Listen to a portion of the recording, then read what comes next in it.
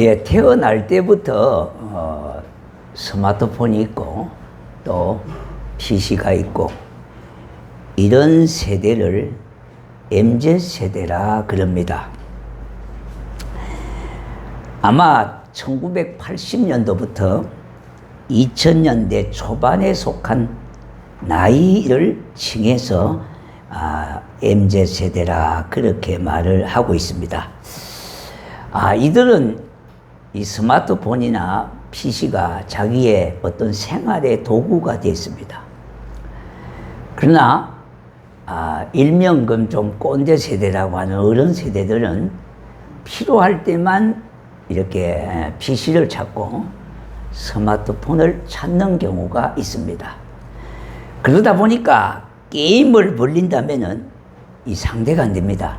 그래서 꼰대 세대가 펑펑이 집니다. 왜 그럴까요? 이들은 모든 것을 그 안에 정보를 담고 있고요. 그것이 하나의 생활의 수단이 되어졌기 때문에 속도전에서 밀리게 됩니다. 예를 들어서 유명한 가수가 와서 공연을 합니다. 그러면은 예매를 해야 되는데 다 그 관객들은 주로가 노인들이 많습니다. 노인 세대들이 많습니다. 자, 그래서 거기에 예매에 동원되는 인원은 보면 누군가 하면은요, 다 자식이나 손자, 손녀들이 다 거기에 예매를 기다리고 있습니다. 왜? 이들은 속도도 빠르고요. 금방 이어가기 때문에 우리는 하나를 배우면 하나를 잊어먹기 때문에 이게 되질 않습니다, 게임이요. 자, 이와 같이 이런 세대가 이렇게 줄을 이루다 보니 그래서 20대, 30대, 40대가 여기 해당이 되거든요. 세상이 이렇게 바뀌어졌습니다. 혁명과 같이 세상이 뒤집어졌다 이 말입니다. 자, 이런 세대에 저와 여러분이 살고 있습니다. 자, 그래서 우리가 나타나는 현상을 이렇게 보면은요, 회사에, 직장에 보면은요, 사원보다, 옛날에는 사원보다 임원이 똑똑했습니다. 그런데 이제는 거꾸로가 됐습니다. 사원이 임원보다 더 똑똑한 시대가 됐습니다. 학생도 마찬가지입니다. 옛날에는 선생님에게 배워야 되고 교수에게 배워야 됩니다만은 요새는 학생이 더 똑똑한 시대가 역전되고 말았습니다. 물론 다 그런 건 아니지만은 그렇게 시대가 바뀌었다고 하는 겁니다. 그리고 병사가 간부보다 더 똑똑한 시대가 되어졌습니다. 뿐만 아니라 자식이 부모보다 똑똑한 세상입니다. 옛날에는 자식이 부모에게 배웠지만은 요새는 거의가 다 자식에게 부모가 의존을 해야 합니다. 예를 들어서 기차표를 아마 예매하는 것도요, 어른들이 하면은 이 좌석도 찾을 수가 없습니다. 그런데 요새 젊은 애들은 달도 찾습니다. 그렇기 때문에 이와 같이 옛날에는 부모에게 자식들이 배울 것이 있었습니다만은 이제 거꾸로 돼가지고 자식들이 부모에게 별로 배울 것이 없는 시대가 됐습니다. 군대도 마찬가지입니다. 신참이 고참보다 더 똑똑한 시대가 되어졌어요. 이걸 말해서 이런 사회를 어떤 사회라고 그렇게 말하는가 하면은 초역전의 사회라고 말합니다. 초역전의 사회는 한마디로 혁명과 같이 뒤틀린 세상이 되어버리고 말았습니다. 우리가 이것을 인정하지 못하면은요, 살아갈 수 없는 시대가 되어버렸어요. 자, 이 땅에 우리가 살아가지만은 이것을 인정하지 못하고 현대를 살아가는 사람을 문명인이라고 그러고 하여 미개인 취급을 받게 되어집니다. 뿐만 아니라 그와 같은 사람들을 일명 꼰대라고 그렇게 부르게 됩니다. 자, 오늘 이 본문 말씀은요, 바리새파에 속한 선생이고 사내들인의 공회원인 니고데모가 밤에 예수님을 찾아왔다는 내용의 기사입니다. 그는 유력한 자요 권력자이며 무엇 하나 부러울 것이 없는 자가 왜 예수님을 찾아왔겠습니까? 그는 다름 아닌 인생에 목마름이 있어서 예수님을 조용하게 은밀하게 찾았다는 겁니다. 그러므로 예수님과 대화를 나누던 중에 예수님은 그에게 이렇게 말씀하셨습니다. 사람이 거듭나지 아니하면 하나님 나라를 볼 수 없느니라, 그렇게 말씀하고 있습니다. 자, 그런데 니고데모는 여기에 대해서 이해를 하지 못하고 더군다나 믿지 못하여 이렇게 대답을 합니다. 사람이 늙으면 어떻게 날 수 있사옵니까? 두 번째 모태에 들어갔다가 날 수 있사옵나이까? 이렇게 대답을 하는 겁니다. 그렇게 말하니 예수님께서는 물과 성령으로 나지 아니하면 하나님 나라에 들어갈 수 없느니라, 그렇게 말씀하고 있어요. 뿐만 아니라 이어서 육으로 난 것은 육이요 영으로 난 것은 영이니, 그렇게 말씀하십니다. 거듭남에 대해서 니고데모는 예수님이 물으심에 육적으로 생각해서 대답을 했지만은 우리 예수님은 그 거듭남이 영으로 거듭나야 하나님 나라에 들어갈 수가 있다고 그렇게 말씀하시는 겁니다. 이러한 영적 말씀에 대해서 니고데모는 9절에 이렇게 말합니다. 어찌 그러한 일이 있을 수 있나이까? 이렇게 말합니다. 그러니까 니고데모가 그렇게 유력한 자고 지식인이고 그야말로 참 권력자지만은 여기에 대해서는 모르는 것을 알 수가 있고요. 다시 말씀드린다면 이 사실에 대해서 믿어지지 않는다는 말입니다. 물론 이후에 예수님께서 십자가를 지신 후에 믿음을 가진 독실한 신자로 니고데모가 회심하고 바뀌어졌지만은 그도 처음에는 진리 말씀에 대해서 오해를 하고 의문을 가지고 되묻기도 한 사람입니다. 이러한 경우가 우리에게도 얼마든지 있지 않겠습니까? 어린아이 때는 신앙도 고분고분하다가요, 뭔가 사춘기를 그렇게 다가오고 어떻게 보면 초등학교 문턱을 넘어가면 갈수록요 믿음에 대해서 점점 눈이 어두워지고요 세상에 대해서는 점점 밝아오는 것을 볼 수가 있어요.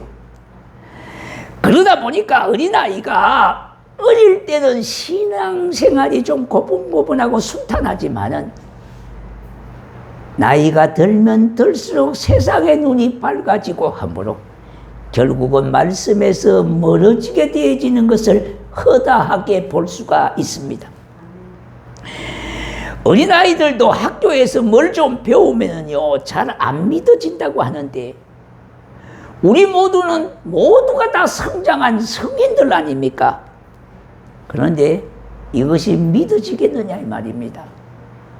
어린아이들도 조금 배우고 나이가 조금 들어가면 갈수록 믿음 생활이 자꾸 멀어지는 경향이 있는데 우리는 다 성장한 사람 아닙니까?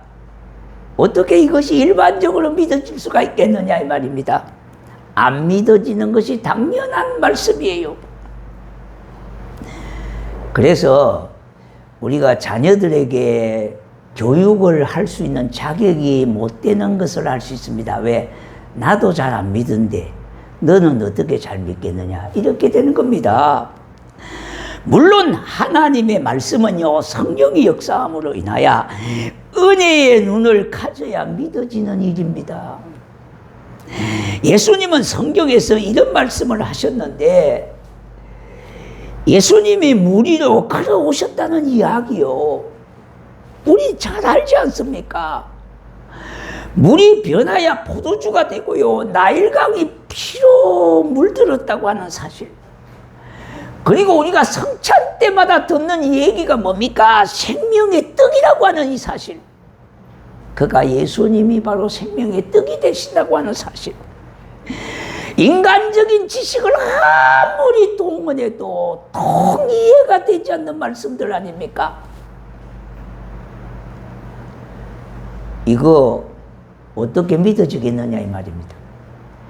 내가 지식적으로는 알고 있지만은 잘 안 믿어질 때가 많고요. 물론 믿음이 없는 상태에서는요, 허무맹랑한 이야기라고 그렇게 치부할 겁니다. 그런데 부인할 수 없는 사실이 있습니다. 성경 말씀을 통해서요, 수많은 영혼들이 주님 앞으로 돌아오는 사실요. 만약에 그 성경 말씀이 좀 잘못됐다고 가정을 해 보십시다. 사실이 아니라고 그렇게 부정해 보십시다.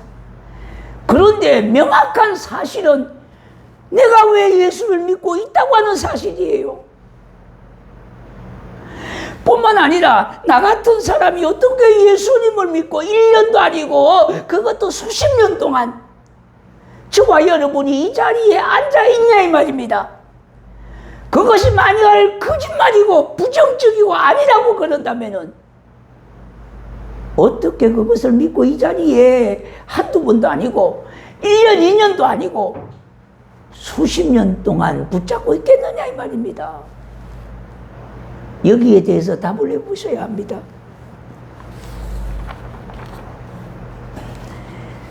그래서 이 모든 것은 하나님의 은혜라고 하는 겁니다. 오늘 이 자리에 오신 여러분들이 그에 대한 분명한 해답 아닙니까? 저와 여러분이 믿고 있잖아요. 그것이 잘못됐고 엉터리라면은 어떻게 이 자리까지 앉아 있겠느냐 이 말입니다. 성경 말씀이 그렇게 허무맹랑한 이야기라면은 그것도 한두 달이 아니고 10년, 20년 아니 수십 년 어떻게 주일날 이 자리에 그 자리를 계속 지키고 하겠습니까? 그것도 물질까지 들여가면서요. 그리고 성경에 등장하는 인물을 보십시오. 사도 바울을 보십시오. 그가 어떻게 예수님을 만나게 되어졌는지. 디모데를 우리가 보십시오. 오네시모와 같은 자들을 보십시오. 이 사람들은 인생이 밑바닥의 인생이었습니다. 노예로 속박을 받은 사람이고 그늘진 인생이고 핍박자요 악함이 엄청 있는 사람들이에요. 이렇게 허물이 많았던 자들이 예수님을 만나서 그 인생이 아주 딴판으로 바뀌어진 것. 쓸모없는 인생이 쓸모있는 인생으로 바뀌어진 것. 그 인생의 가치가 상승이 돼가지고 다른 사람들에게 수많은 영향력을 끼치고 객관적인 인생으로 자리 잡게 되어진 것. 그거 성경에 기록되어 있는 말씀들입니다. 그가 누구를 만나서 그렇습니까? 생명의 구주 예수를 만나서 그렇습니다. 우리의 삶도 마찬가지입니다. 우리가 누구를 만나느냐에 따라서 나의 운명이 바뀌어지는 겁니다. 그저 사탄의 손에 이끌려서 살아간다면요, 어둠의 영에 따라 살아간다면은 세상이 주는 안락함과 기쁨과 평안이 잠시 잠깐은 있을 겁니다. 그러나 평범한 인생으로 생을 마치고 말 뿐만 아니라 내가 가야 갈 주소는 지옥으로 갈 수밖에 없어요.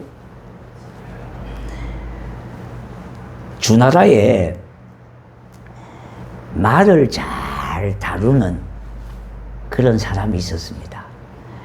그분은 말을 이렇게 보고요, 아, 저 말은 명마가 되겠구나. 눈에 잘 들어오는 거기에 밝은 사람이 있었습니다. 그 사람을 만나면은 말이 뭐가 되냐 하니까 명마가 되어집니다. 그런데 말도요, 맷돌을 돌리는 말이 있습니다. 맷돌을 돌리는 주인을 만나면은 아무리 건강하고 좋은 말이라도 맷돌 돌리는 말밖에 될 수 없습니다. 우리의 인생이 마찬가지입니다. 생명의 주가 되시고 만왕의 왕이 되시는 예수님을 만남으로 인하여 저와 여러분의 인생이 바뀌어지지 않았습니까? 이 정도라도 바뀌어진 것 하나님의 은혜예요.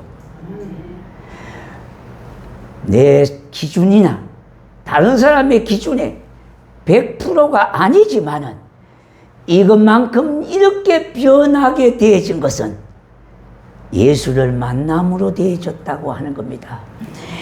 이것이 뭐냐 하니까 우리가 성화의 과정을 가고 있는 증거입니다. 그래서 정말로 내 인생이 예수를 만남으로 인하여 말이 바뀌어집니다. 생각이 바뀌어지고요, 행동이 바뀌어지고 꿈이 달라진다는 겁니다. 여러분 한번 생각해 보십시오. 말이 달라졌다고 하는 거 여러분 생각할 수가 있지 않습니까? 내 생각이 바뀌어졌다고 하는 거요. 그리고 행동이 바뀌어졌다고 하는 것. 이제는 내가 살아있는 동안 꿈이 있다고 하는 것. 예수님의 제자들의 삶을 보더라도요, 그들은 예수 그리스도를 만나기 전에는 그저 이름 없는 평범한 사람들이에요.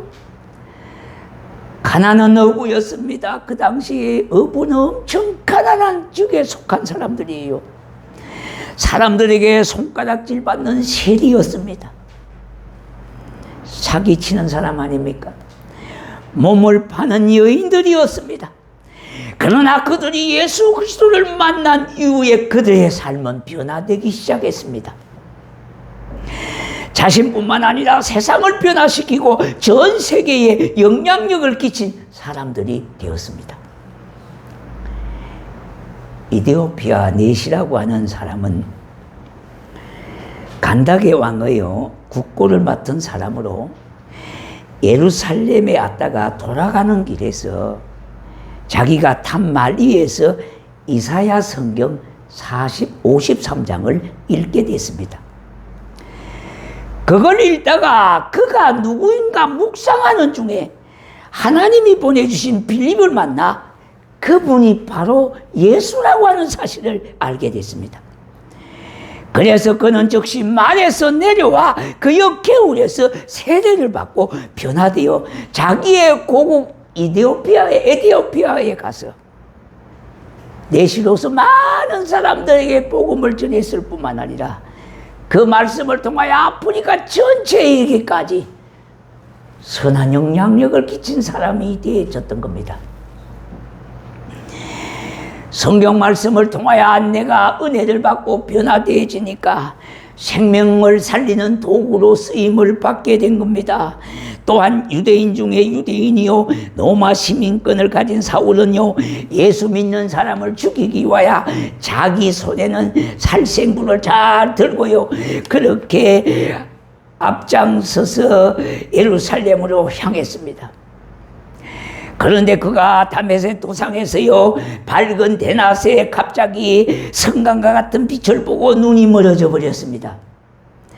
그가 두려워 떨고 있을 때 예수님의 음성이 그에게 들려왔습니다. 사울아 사울아 하는 하나님의 주의 부르심을 들었습니다.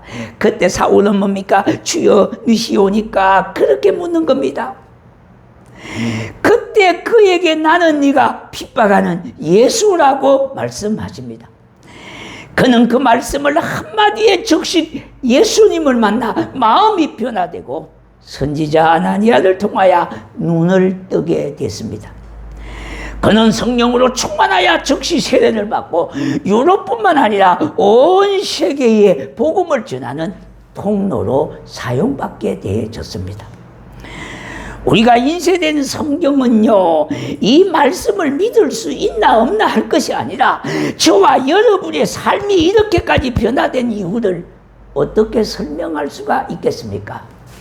자, 여러분, 하나님의 말씀은 첫째 운동력이 있다 그랬습니다. 그러므로 우리의 영이 혼, 골수, 관절까지도 찔러 쪼개기까지 하신다 그랬어요.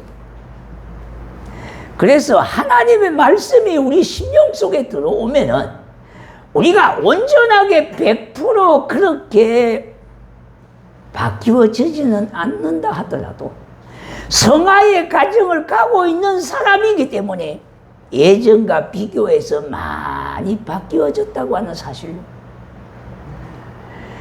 여러분, 그래서 한편으로 낙심하지 마셔야 돼요.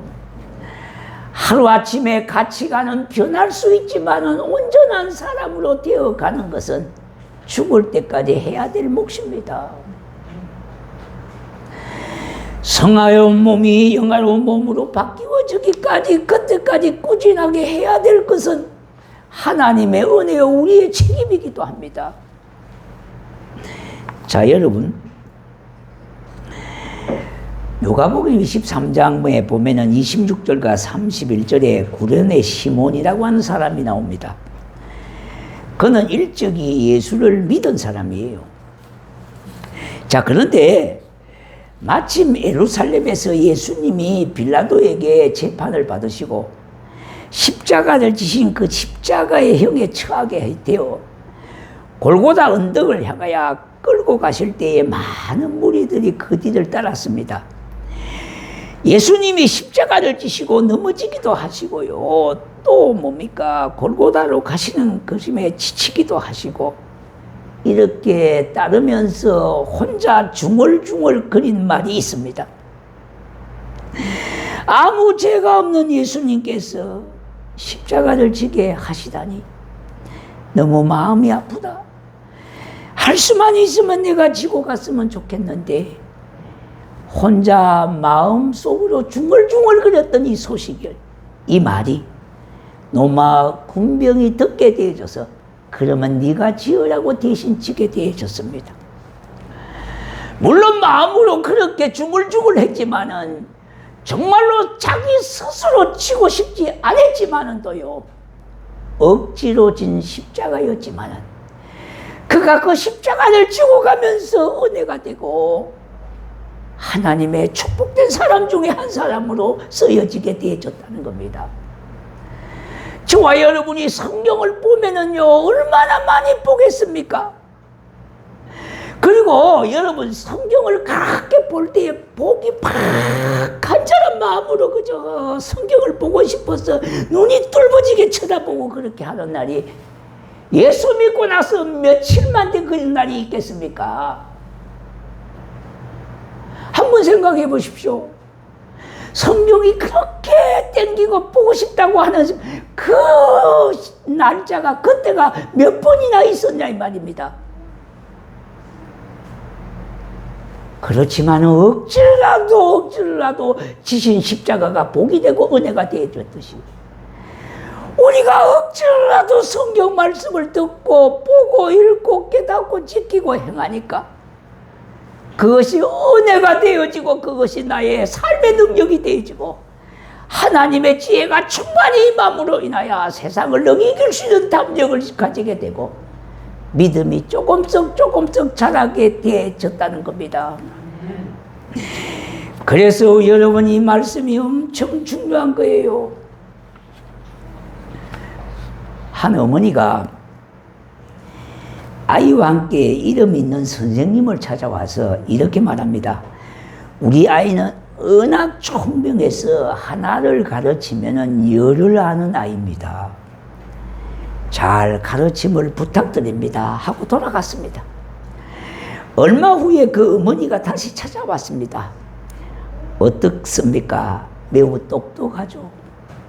그때 선생님은 아이의 어머니에게 이렇게 말했습니다. 아이가 말씀하신 대로 하나를 가르치면 열을 아는 아이이기는 합니다만은 문제는 가장 기본이 되는 하나를 모르고 있습니다. 우리들의 아이가 바로 그와 같은 아이들이라는 거예요. 스마트폰으로 똑똑하지요, 똑똑해요. 모르는 게 없습니다. 모르는 게 없어요. 그런데 가장 기본적이고 가장 중요한 하나를 모르고 산다는 겁니다. 오늘 이 말씀은 저와 여러분에게 이 말씀을 주시는 거예요. 그렇게 똑똑하면 못합니까? 가장 기본이 되는 것을 모르고 사는데요.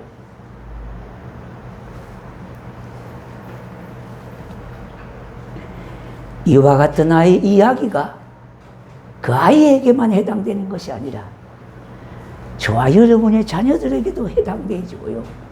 그 후손들에게도 해당되는 말이라 이 말입니다. 다른 것은 다 똑똑하여 가장 기초하고 가장 생명의 근본이 되는 하나님이 나를 지으시고 나를 만드시고 나에게 생명을 주신 그분을 모르고 산다는 겁니다. 예수님의 일행이 예루살렘 근처 베다니에 이르러 날이 저물어졌습니다.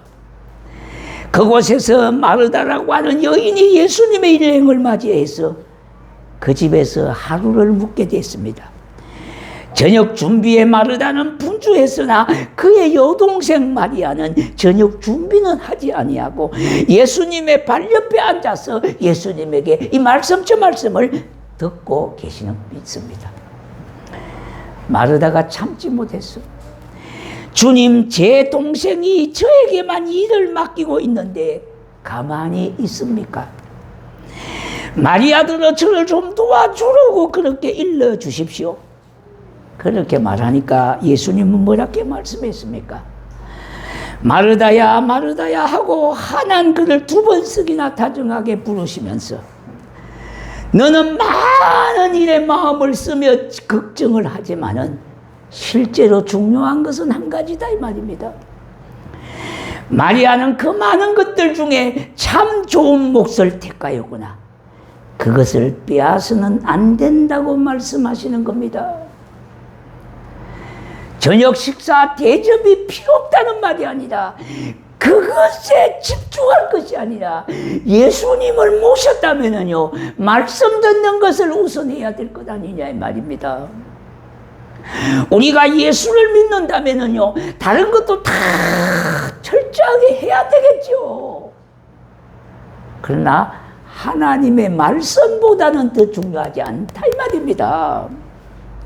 그래서 예수님은 오히려 마리아를 칭찬하고 계십니다. 누가복음 10장 41절에 그러나 몇 가지든지 하든지 꼭 한 가지만이라도 족하니라. 마리아는 이 좋은 편을 택하였으니 빼앗기지 아니하리라 하시니라. 그렇게 말씀했습니다. 어떻게 하든지 믿음은요 말씀을 듣지 않고 읽지 않고 믿음이 생기질 않습니다. 여러분의 신앙도 자라지 않는 이유가 뭐냐 하니까 말씀을 듣고 말씀을 읽고요 말씀을 지켜나가지 않으니까 믿음이 생기지 않고요 신앙이 성장하지를 않게 되어지는 겁니다. 그러므로 어떻게 하시든지요 하나님의 말씀이 내게 임하기를 원해야 되고 그 말씀이 내게서 떠나지 않게 말씀을 읽고 듣고 내 삶에 적용하는 일에 온 힘을 다해야 하겠습니다.